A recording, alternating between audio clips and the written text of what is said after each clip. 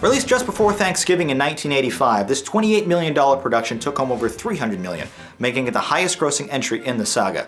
Writer, director, and actor Sylvester Stallone continues the title character's story by taking it to the next logical step: international champion. When Rocky's former friend and rival falls to an intimidating Soviet boxer, he travels to the heart of Russia for an improbable revenge fight.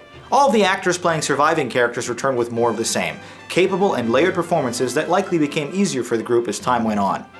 After auditioning over 8,000 different people, Dolph Lundgren won the role as the quiet but frightening Soviet fighter.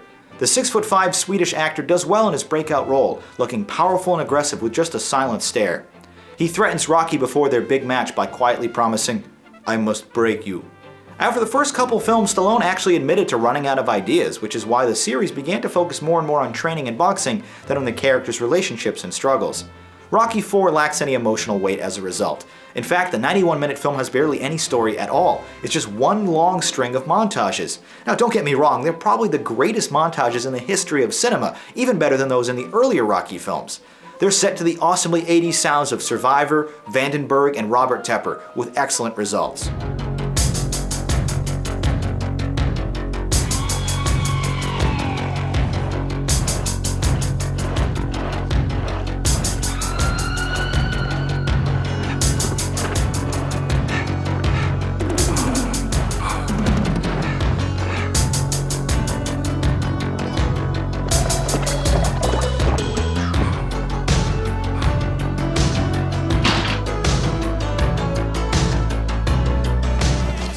A flashback montage, intercut with the focused stares of a determined Stallone driving his car late at night, is a particularly well-edited sequence that reminds audiences of all the best moments that came before.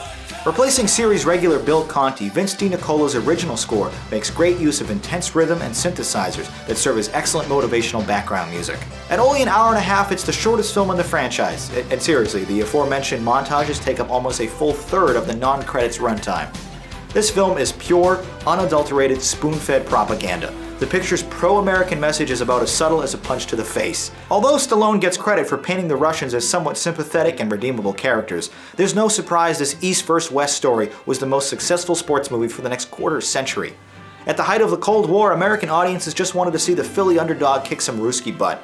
And on that primal level, the PG-rated film delivers spectacularly. Certainly a product of its time, Rocky IV still has the same lovable characters, grit, and charm of its predecessors. It's just missing a compelling or even believable story.